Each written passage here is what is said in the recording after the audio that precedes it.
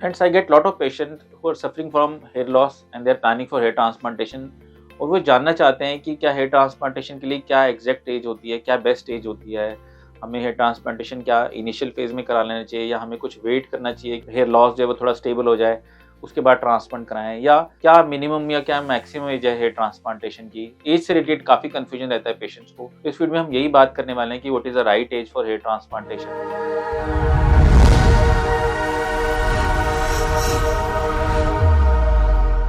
मेरा नाम डॉक्टर हितेश आनंद है। मैं एक प्लास्टिक कॉस्मेटिक और हेयर ट्रांसप्लांट सर्जन हूँ और दिल्ली और एनसीआर रीजन में प्रैक्टिस करता हूँ। फ्रेंड्स, जब भी हम हेयर ट्रांसप्लांटेशन और एज के बारे में बात करते हैं तो हम इसको कई कैटेगरीज में डिवाइड करने वाले हैं कि किस एज ग्रुप में हमें कैसे हेयर ट्रांसप्लांटेशन या हेयर लॉस को कैसे टैकल करना चाहिए। सबसे पहले हम बात करने वाले हैं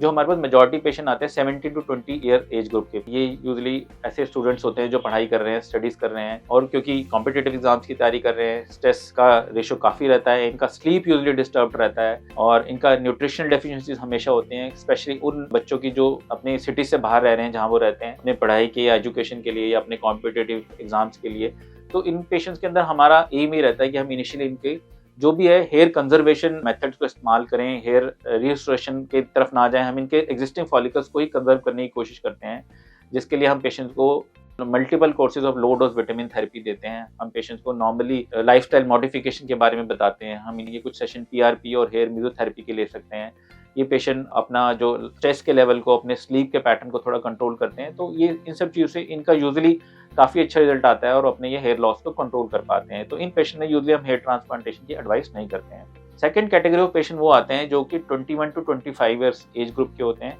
यूजुअली इन पेशेंट के अंदर, इस एज ग्रुप के अंदर हेयर ट्रांसप्लांटेशन को अवॉइड किया जाना चाहिए। उसके रीज़न ये है कि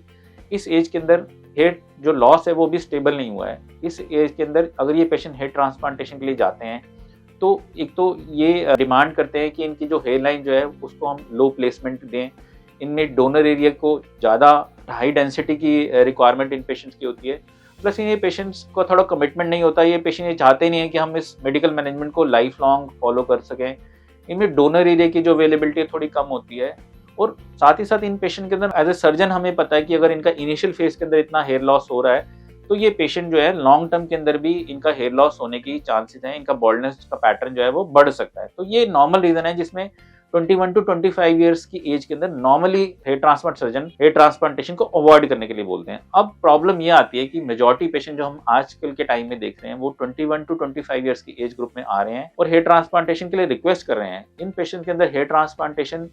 करने की अपनी एक गाइडलाइंस है, अपनी एक क्राइटेरिया है जो हमने सेट किए हैं, जो इस तरह से कि अगर ये पेशेंट हमारे पास इस एज ग्रुप के 21 टू 25 के साथ सिग्निफिकेंट ग्रेड ऑफ बॉल्डनेस के साथ आते हैं, मतलब कि वो ग्रेड 3 से लेकर ग्रेड 6 तक बॉल्डनेस के साथ आ रहे हैं। साथ ही साथ इस एज ग्रुप के पेशेंट के अंदर बहुत सारे साइकोलॉजिकल फैक्टर्स भी इन्वॉल्व हो सकते हैं, मतलब फैमिली प्रेशर है किसी चीज का, या पीयर प्रेशर है, या कुछ मैरिज प्रपोजल्स हैं उस एज ग्रुप के अंदर, तो भी हेयर ट्रांसप्लांटेशन कराना जरूरी पड़ जाता है। कुछ कंडीशन में हमने देखा है कि पेशेंट 21 टू 25 ईयर्स की एज ग्रुप में ही हमारे पास आ रहे हैं, बट उनका रिसीडिंग हेयर लाइन इतना ज्यादा है या उनका फ्रंटल एरिया के अंदर इतना हेयर का लॉस हो चुका है कि वो बहुत एजेड लुक अपीयरेंस दे रहे हैं, मतलब उनकी जो भी क्रोनोलॉजिकल एज है उससे जो उनकी जो एज है, नॉर्मल नेचुरल एज है, वो मैच ही नहीं कर पा रही है। तो वो उन कंडीशन में भी इंपॉर्टेंट हो जाता है कि हम हेयर ट्रांसप्लांटेशन के बारे में सोचें। हेयर लॉस के कारण या बॉल्डनेस के कारण अपने एंग्जाइटी में जा सकते हैं, डिप्रेशन में आ सकते हैं, लैक ऑफ सेल्फ एस्टीम होती है। तो इन चीज़ों के बारे में भी हमें ध्यान रखना पड़ता है। और साथ ही साथ इस एज ग्रुप के अंदर 21 टू 25 ईयर्स के अंदर जो भी हम हेयर ट्रांसप्लांटेशन का प्लान कर रहे हैं, हेयर ट्रांसप्लांटेशन करने वाले हैं, वो हम उनकी कॉन्फिडेंस को बिल्ड करने के लिए करने वाले हैं। तो इस एज ग्रुप के अंदर कोई कॉन्ट्रा इंडिकेशन नहीं है 21 टू 25 ईयर्स के अंदर, बस कुछ बातों का ध्यान रखना पड़ता है जो कि हम खुद भी पेशेंट्स को बताते हैं और हम चाहते हैं कि पेशेंट उन बातों को माने। 21 टू 25 ईयर्स की एज ग्रुप के अंदर अगर आप हेयर ट्रांसप्लांटेशन के बारे में प्लान कर रहे हैं या सोच रहे हैं या डॉक्टर से करवाने के लिए रिक्वेस्ट कर रहे हैं, तो आपको ध्यान रखना चाहिए कि आपको अपनी हेयरलाइन की प्लेसमेंट जो है बहुत लो पोजिशनिंग नहीं होनी चाहिए। आपकी जो डेंसिटी आप लेने हैं वो एक मॉडरेट डेंसिटी के लिए रिक्वेस्ट कीजिए, हाई डेंसिटी के लिए रिक्वेस्ट नहीं कीजिए। प्लस आपको जो कवरेज भी जो है उसको मॉडरेट फॉर्म के अंदर कवरेज के लिए रिक्वेस्ट कीजिए, बहुत ज्यादा हायर कवरेज के लिए डिमांड नहीं कीजिए। साथ ही साथ आपको ये भी ध्यान में रखना चाहिए क्योंकि आपकी अर्ली एज के अंदर हेयर ट्रांसप्लांटेशन की प्लान हो रहा है, अर्ली एज के अंदर आपको हायर ग्रेड ऑफ बॉल्डनेस है, तो आपका आगे भी जाके हेयर लॉस हो सकता है, आपको सेकेंड हेयर ट्रांसप्लांटेशन की जरूरत भी पड़ सकती है। तो आपको हमेशा अपने सर्जन को रिक्वेस्ट करना है कि वो नेक्स्ट स्टेज के लिए भी डोनर एरिया को कुछ प्रिजर्व कर दें, डोनर एरिया को छोड़ दें, मतलब आपकी रिक्वायरमेंट को वो थोड़ा कम रखें फर्स्ट स्टेज के अंदर। और साथ ही साथ आपको खुद से पर्सनली भी ये कमिटमेंट ये रखना चाहिए क्योंकि अब आप हेयर लॉस कर रहे हैं और आप हेयर ट्रांसप्लांटेशन करा रहे हैं, तो आपको भी ये कमिटमेंट होना चाहिए कि आप लॉन्ग टर्म में मेडिकल मैनेजमेंट को भी फॉलो करेंगे, ताकि आप एग्जिस्टिंग हेयर्स को लूज ना करें। तो ये भी इंपॉर्टेंट है कि आपको एग्जिस्टिंग हेयर को भी लूज नहीं करना है, तो उसके लिए भी आपको कुछ ना कुछ इंटरवेंशन करना पड़ेगा। नेक्स्ट कैटेगरी ऑफ पेशेंट वो आते हैं जो between 20 to 50 years age group के अंदर आता है। इनमें नॉर्मली कोई कंफ्यूजन नहीं होता। ये पेशेंट का यूजुअली हेयर लॉस जो है वो स्टेबल हो चुका होता है, डोनर एरिया एडिक्वेट अवेलेबल होता है, और इन पेशेंट के अंदर अगर कोई भी मेडिकल कंडीशन नहीं है तो आप इसके लिए यूजुअली जा सकते हैं। और अगर मेडिकल कंडीशन है तो आपको मेडिकल कंडीशन को स्टेबलाइज करना चाहिए और फिर नॉर्मली हेयर ट्रांसप्लांटेशन करवा सकते हैं। मोर than 50 years of age group के अगर पेशेंट आते हैं तो वो यूजुअली रिक्वेस्ट करते हैं हेयर ट्रांसप्लांटेशन के लिए। उनमें भी हेयर ट्रांसप्लांटेशन किया जा सकता है, बट यूजुअली इस एज ग्रुप के अंदर कई बार मेडिकल इश्यूज होते हैं, तो उन मेडिकल इश्यूज को कंट्रोल किया जाना जरूरी है, जैसे कि डायबिटीज या हाइपरटेंशन वगैरह। इसके अंदर हमारा एम ये होता है कि हम इसमें जो हेयरलाइन की पोजीशन है वो हायर पोजीशन रखते हैं, डेंसिटी इसमें हम लो रखते हैं, और कवरेज भी हम इसमें मॉडरेट कवरेज के लिए देते हैं, ताकि जो भी हम hair transplantation more than 50 years group के अंदर कर रहे हैं, इस एजेड ग्रुप के अंदर कर रहे हैं, वो उनकी एज के साथ नेचुरल दिखाई दे, उसको अबनॉर्मल नहीं दिखाई देना। अगर हम इस पेशेंट के अंदर high coverage, high density, lower placement of hairline करते हैं, और तो ये सब उनकी एज के साथ, बाकी फेशियल फीचर के साथ मैच नहीं करता है, तो इस चीज का भी हमें ध्यान रखना चाहिए कि जो भी हेयर ट्रांसप्लांटेशन हो रहा है उस एज के साथ भी मैच कर सके।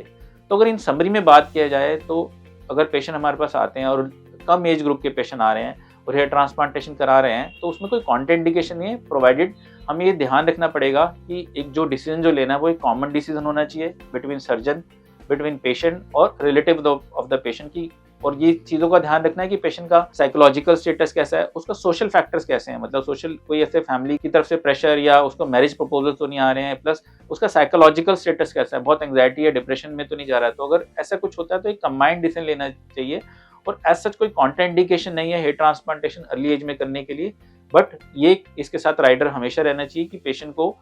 हाई डेंसिटी के लिए रिक्वेस्ट नहीं करना है या नहीं उसको एडवाइस करना चाहिए। आपको जो कवरेज जो है वो एक मॉडरेट रखना चाहिए, आपको हेयर लाइन को बहुत ज़्यादा नीचे प्लेसमेंट नहीं करना है, लोअर प्लेसमेंट नहीं होना चाहिए, आपको अपने एग्जिस्टिंग हेयर लॉस के लिए कुछ ना कुछ मैनेजमेंट करते रहना चाहिए, और आपको कमिटमेंट चाहिए कि आप लॉन्ग टर्म के लिए मेडिकल मैनेजमेंट कर सकें, ताकि आपको हेयर लॉस जो है वो प्रोग्रेसिव हेयर लॉस जो है वो बहुत स्लो स्पीड पे हो या फिर बंद हो जाए। और अगर आपका मैसिव अगर कभी हेयर लॉस होता है तो आप इमीडिएटली सर्जन के पास आएँ या उनसे कुछ इंटरवेन कर सकें, ये आपको कमिटमेंट चाहिए। अगर आप ये इस चीज़ के लिए कमिटेड हैं तो आप अर्ली एज के अंदर भी कंफर्टेबली और सेफली हेयर ट्रांसप्लांटेशन के लिए जा सकते हैं। इसमें एज सच कोई कॉन्ट्रा इंडिकेशन नहीं है। तो फ्रेंड्स, ये था इस वीडियो के बारे में जिसमें मैंने बताया कि what is the exact age, what is the best age, and what is the right age for hair transplantation, और व्हाट इज द मिनिमम और the maximum age for hair transplantation. अगर आपको वीडियो पसंद आया तो आप इस वीडियो को लाइक कर सकते हैं, आप हमारे यूट्यूब चैनल को सब्सक्राइब कर सकते हैं। हमारे यूट्यूब चैनल पे हेयर ट्रांसप्लांटेशन से रिलेटेड काफ़ी सारी वीडियोस दी गई हैं, आप उन्हें देख सकते हैं। और उसके बाद भी अगर आपको कोई डाउट लगता है तो आप नीचे दिए गए कमेंट सेक्शन में अपने कमेंट कर सकते हैं, हम उस कमेंट का आंसर कर देंगे। Thank you friends.